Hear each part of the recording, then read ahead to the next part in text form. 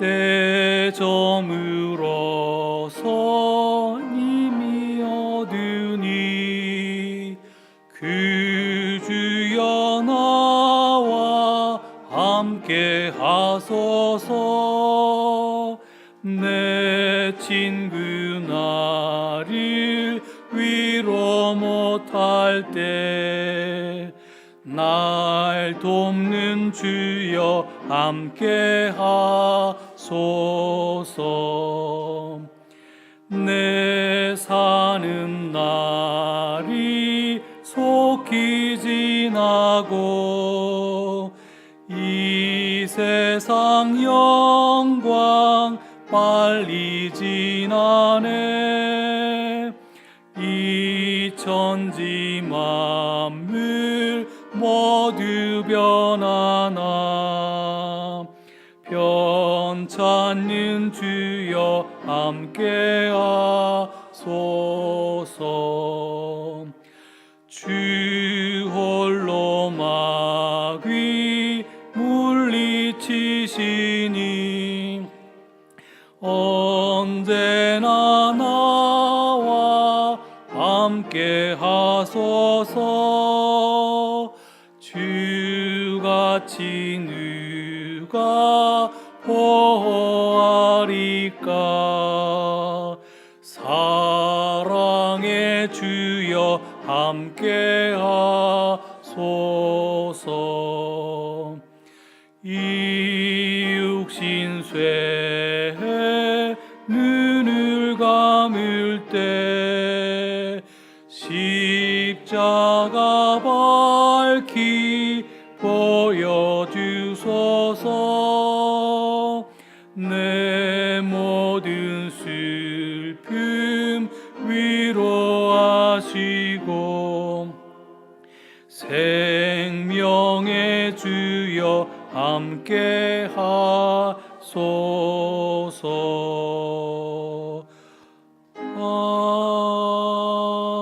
아멘. 안수경 목사님 기도해 주시겠습니다.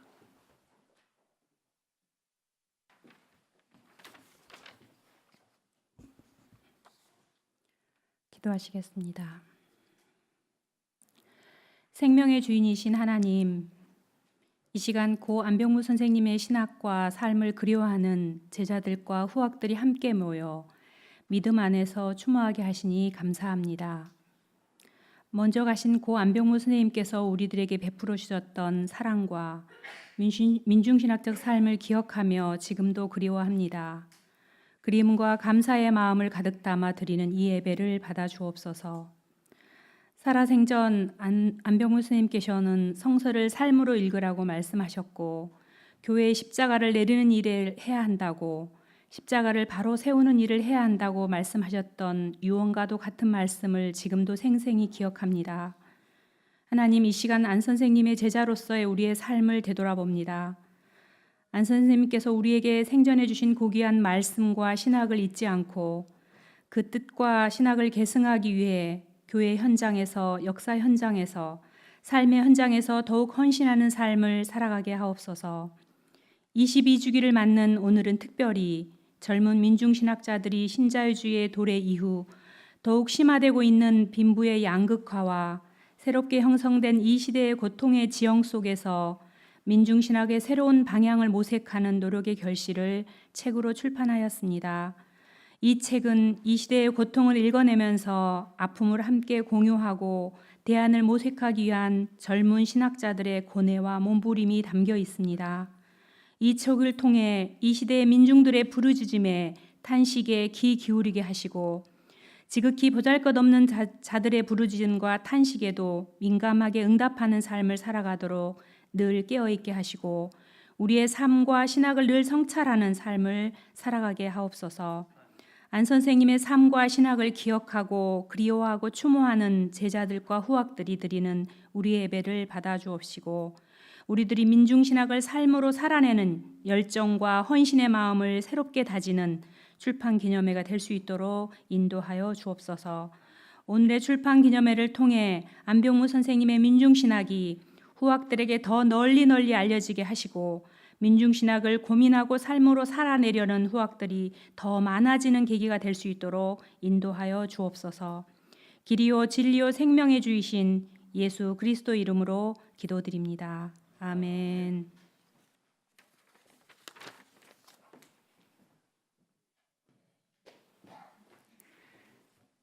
예, 오늘 우리에게 주신 하나님 말씀은 로마서 12장 1장 1절과 2절입니다. 우리 순서지에 나와 있는데요. 한 목소리로 봉독하도록 하겠습니다. 형제 자매 여러분, 그러므로 나는 하나님의 자비하심을 힘입어 여러분에게 권합니다. 여러분의 몸을 하나님께서 기뻐하실 거룩한 산 제물로 드리십시오. 이것이 여러분이 드릴 합당한 예배입니다.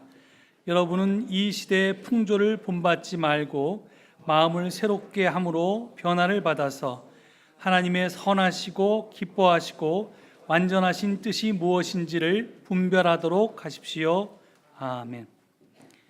향림교회 성가대의 찬양이 있겠습니다.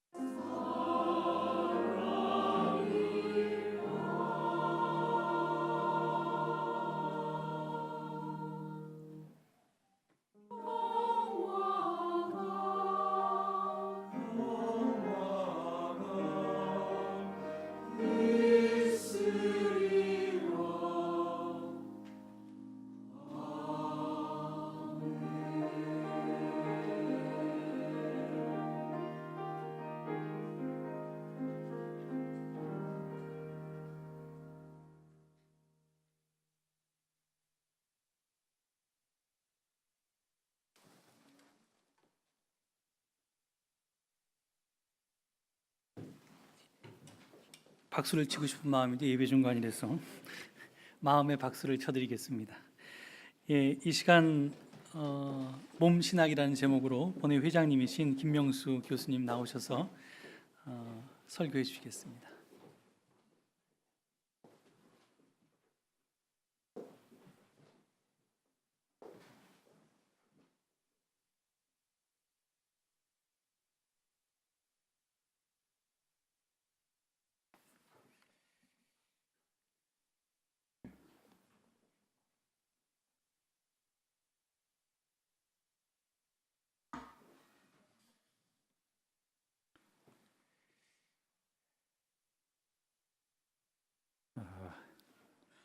여러분 안녕하시죠? 반갑습니다. 명무 선생이 우리 곁을 떠나신 지 벌써 22년이라는 세월이 그분을 사랑하고 또 그분의 신학 정신을 계승하고 따르는 여러분들이 이 자리에 함께 하게 된 것을 영광으로 생각을 합니다. 제가 신학생 시절에 안병무 선생으로부터 배운 것이 여럿이 있는데 그 가운데 제 인생의 방향을 잡는데 결정적인 영향을 끼친 것이 하나 있습니다. 그분이 강의 시간에 저희들에게 들려주셨던 소마 테올로기라는 몸의 신학 이렇게 말할 수 있을 것입니다. 그 당시는 이 50년 전인데요. 제가 당시 박정희 독재 정권은 유신헌법을 만들고 대통령 종신제를 선포했습니다. 민주주의는 실종이 되고 국민의 기본권은 완전히 말살당했던 그런 시대죠. 당시 박 정권은 유신헌법을 유지하기 위해서 대통령 긴급조치라는 것을 발동을 그래서 민주인권운동 회복을 위한 운동들을 무차별하게 탄압을 했던 그 시절이었습니다. 당시 저도 중앙정보부에 의해서 북한 공작원과 접속된 그러한 간첩으로 몰려서 무기형의 선고를 받았었고요. 4년 반 동안 옥살이를 했던 그런 기억이 새롭습니다. 출소 후에 제가 오갈 데 없이 백수 생활을 할 때 안병무 선생이 저를 부르시고 저를 거두어 주시고 제가 살 길을 마련해 주셨어요. 그래서 저는 4년 반 동안 한국신학연구소에서 근무를 하다가 독일 유학길에 올랐던 적이 있습니다. 당시 한국교회의 선교 스타일은 두 가지 경향이 있었는데요. 첫째는 예수 천당 불신 지옥이라는 팻말에서 볼 수 있는 그러한 현실 도피적인 신앙 형태가 있었고요. 또 다른 하나는 기복신앙과 이 번영신앙 여기에 함몰된 이런 물질주의 신앙 형태가 있었습니다. 이들에게 공통점이 있다면은 기독교 복음을 사회 역사와 단절시켜서 이해를 했던 그런 것들이죠. 당시 한국 교회의 이런 현실 도피적 물질 신앙에 안주해 있을 때 안병무 선생이 주장한 것이 이 몸의 신학, 소마 테올로기였습니다. 사람은 몸을 가지고 있는 것이 아니라 사람이 몸이다. 몸이 사람이다. 소유가 아니라 존재란 말로 이 소마를 이해를 하셨죠. 인간은 몸으로 사는 것이고 삶이 전체이듯이 인간의 몸도 전체이고 또 구원도 전체이고 오직 몸의 구원만이 있을 뿐이다. 이러면서 사회 역사적 차원을 외면한 당시 한국의 기독교에 대해서 기독교의 그 허구성에 대해서 안 박사님은 아주 냉철하게 비판을 하셨습니다. 당시 이 안병무 선생의 이 소마 휴머니즘, 이 신학은 풋내기 신학도였던 저에게는 아주 제 영혼을 흔들어 놓는 그러한 아주 큰 사건이었습니다. 저는 세상을 보는 눈을 새롭게 뜨게 해주었고요. 이 복음의 이 사회성에 대해서 저는 새로운 인식을 갖게 되었고 또 기독교인으로서 어떻게 역사에 살 것인가 책임 의식에 대해서도 저는 깊이 감명을 받았습니다. 바울의 로마서는 두 부분으로 되어 있는데요. 인간이 어떻게 구원받을 수 있는가, 그리고 구원받은 인간이 어떻게 살아야 하는가. 1장에서 11장까지는 인간이 구원받는 하나의 방식에 대해서 소위 justification by faith, 오직 믿음을 통해서만이 우리는 의롭게 된다는 이 사상을 중심으로 펼치고 있고요. 12장부터는 과연 어떻게 사는 것이 이 믿음으로 구원받은 자의 삶인가, sanctification by life, 이것이 중심.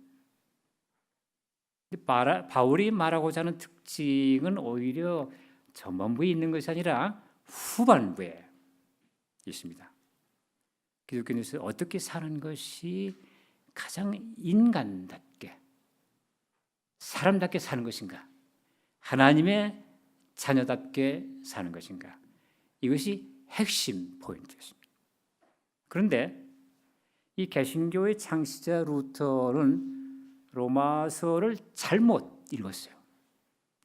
로마서 3장 28절을 바울 신학을 푸는 키워드로 솔라 피데, 오직 믿음만으로 우리는 구원을 얻을 수 있다. 솔라 피데를 구원의 절대 조건으로 루터가 만들었고, 그것이 오늘 우리 한국 그 후예들인 한국 개신교의 이런 역사적인 이런 모습들은 다 이 루터에게서 일말의 책임을 있는 것이 아닌가, 저는 그렇게 생각합니다. 그렇다면 우리 크리스찬으로서 어떻게 살아야 하는가, 이게 바울의 핵심 메시지입니다. 그것이 오늘 12장 1절 2절에서 너희 몸을 하나님이 기뻐하시는 거룩한 산 제사로 드려라. 이는 너희가 드릴 영적인 예배다. 저는 성서학을 전공한 사람인데 이 본문을 번역한 사람들이 왜 이 본문을 이렇게 잘못 번역했는가? 이건 의역을 넘어서 오역에 가까운 번역입니다. 이 본문은.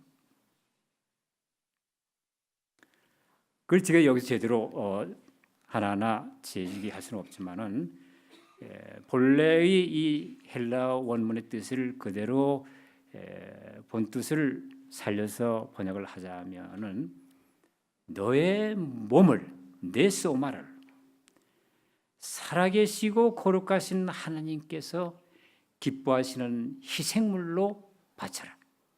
이것이 너희가 진정 해야 될 봉사 행위다. 예배란 말이 없어요.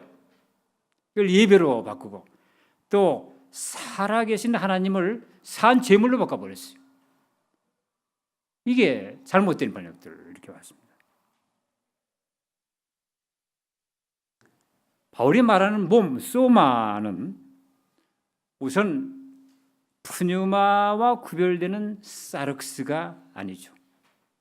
그렇다고 영과 육을 제외한 제3의 어떤 것도 아닙니다. 몸으로 인간은 자기 주체성을 갖고 이웃과 사회와 우주, 하나님과 커뮤니케이션, 소통을 하게 되죠. 하나님께서는 우리의 몸값을 친히 지불하셨다. 이렇게 고린도전서 6장에서 말합니다. 우리 몸은 소유권이 내게 있는 것이 아니라 하나님에게 있다는 말. 그런 의미에서 바울은 내 몸은 성령이 거하는 성소다. 몸으로 하나님께 영광을 돌리고 몸으로 하나님을 섬겨야 한다. 이렇게 말하고 있습니다. 몸은 우리의 일상입니다. 내가 먹고 자고 입고 생활하는 사회생활 모든 것들이 이 몸의 활동입니다. 일상의 삶 통째로 하나님을 섬기는 삶, 이것이 바로 바울이 말하고자 하는 그리스도인으로서의 삶의 본래의 모습, 성화라는 개념이 바로 이런 개념이죠. 동학의 2대 교주 해월 최시영 선생, 이분은 36년 동안 도피 생활을 했어요. 이분이 하신 말 중에 만물 막비 시천주 이런 말을 하셨어요.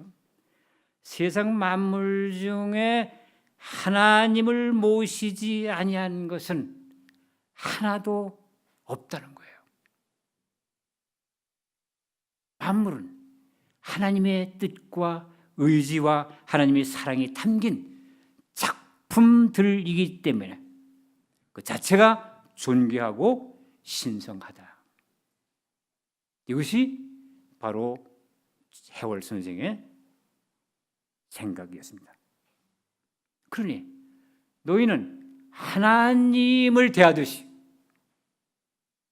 만물을 대해야 옳다. 성속 이원론이 지향된 그런 초월적 내재론, 이것이 동학의 세계관이었습니다. 하루는 해월이 이 도피 생활을 하다가 청주 지역을 지나치게 됩니다. 날이 어두워졌어요. 그쪽에 있는 그 동학 교도 집에 하루 유숙을 하게 되었습니다. 근데 한밤중에 계속 배 짜는 소리가 짤끄닥 짤끄닥 들리는 거예요. 해월이 주인에게 물었습니다.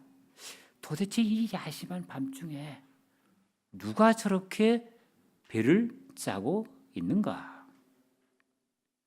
제 며느라기입니다. 자네 며느라기가 배를 짜고 있는가? 예, 그렇습니다. 정말 그런가? 3번을 영업부. 그래서 이 주인 양반이 밤새도록 왜 선생님이 3번을 계속해서 똑같은 질문을 저에게 했는가, 이게 잠을 설쳤어요. 다음날 아침에 선생을 배웅하는 자리에서 선생님, 어젯밤 누가 배 짜고 있는지 저에게 3차례 반문하지 않으셨습니까? 그 연유를 제가 모르겠습니다. 어젯밤에 배를 짜고 있는 것은 내 며느라기가 아니라 하나님이니라. 동학의 사인여천, 사람을 하나님처럼, 또 경물, 모든 만물을 하나님처럼 존귀하는 이 사상이죠. 이주시대의 그 양반 서열 남녀노소의 구분이 엄격했던 그 시절에 동학은 모든 시알 민중이 하나님을 모시고 있는 존재다. 사람 사이에 어떠한 차별이나 불평등이 있어서는 안 된다. 이러한 사상을 동학은 펼쳤습니다. 2절에서 바울은 말하죠. 여러분은 이 세상을 본받지 말고 마음을 새롭게 하여 변화를 받으십시오. 그러면 여러분은 하나님의 선하시고 기뻐하시고 온전하신 뜻이 무엇인지 분별할 수 있게 될 것입니다. 여기 이 세상이라는 말은 그리스어로 아이온이라는, 아이론은 세상이 아니에요. 세태입니다. 세태. 세태의 핵심은 변하는 거죠. 바뀌는 겁니다. 변화를 본질로 하고 있는 이 세태를 본받지 말라. 내 낡은 습관에 매달리지 말고 고정관념에서 벗어나야, 그래야 네가 그래서 마음을 새롭게 하라는, 생각이 바뀌어야 합니다. 그래야 하늘 아버지의 뜻이 무엇인지를 분별할 수 있다. 이게 바울의 생각이었어요.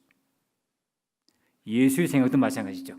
메타노이아, 이게 뭐예요? 생각을 바꾸는 거예요. 바울도 마찬가지. 마음을 분별. 최근 몇 달 동안 주변 상황은 급변하고 있어요.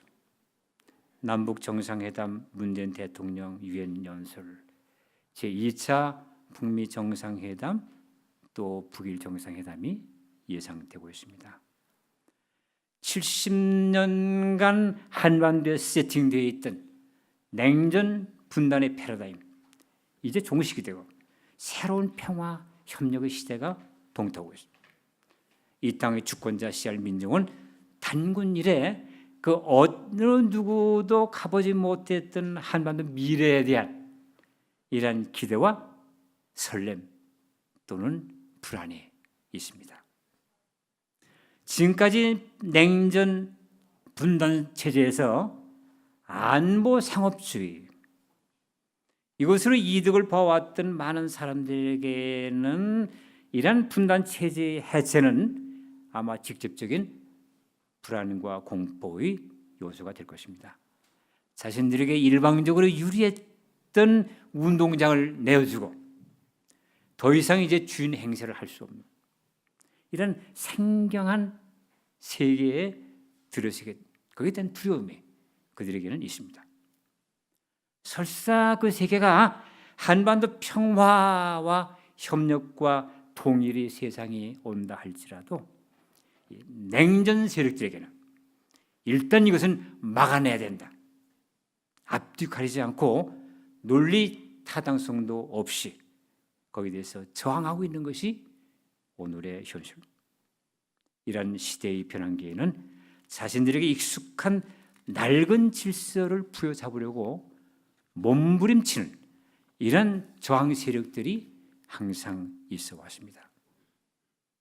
1970, 80년대 한국 민주화 운동에 앞장섰던 우리 개신교의 빛나는 전통이 있습니다. 그런데 현금 반평화 냉전 수구 세력의 아이콘이 되어서 사회의 지탄을 받고 있는 것, 이런 슬픈 현실이 오늘날 한국 개신교의 현실입니다. 시대 변화의 물결을 거부할 때 한국 교회는 결국 시대의 도도한 이러한 물결에 밀려 떠내려가게 될 것입니다. 우리는 이러한 시대에 바울의 권면에 귀를 기울여야 되겠습니다.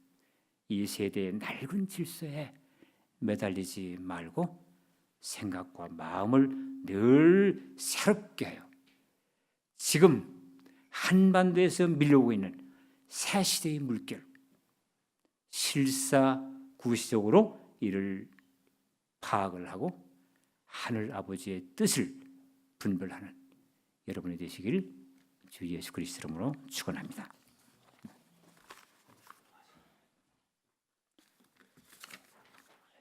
하나님 감사합니다. 오늘 안명무 선생의 22주기를 맞이해서 그분을 사랑하고 그분의 뜻을 늘 생각하며 살아왔던 저희들이 이 자리에 모였습니다. 주님께서 우리들과 함께 그분의 뜻을 이뤄나가고 그러한 삶을 살아갈 수 있도록 저희들을 지켜주시고 인도해 주시옵소서. 이제는 우리 생명과 소망이 되신 예수 그리스도의 은혜와 우리를 죄와 허물에서 구원하기 위해서 외아들을 세상에 보내주신 하나님 아버지의 사랑과 이 시간도 우리 삶 속에 함께 계셔서 저희들에게 삶의 새로운 힘과 용기와 꿈을 주시는 이 자리에 모인 당신의 자녀들 위해 안병모 선생의 뜻을 이루어가기로 다시 한번 다짐하는 우리에게 지금부터 영원토록 함께 주시옵길 간절히 축원하옵나이다. 아멘.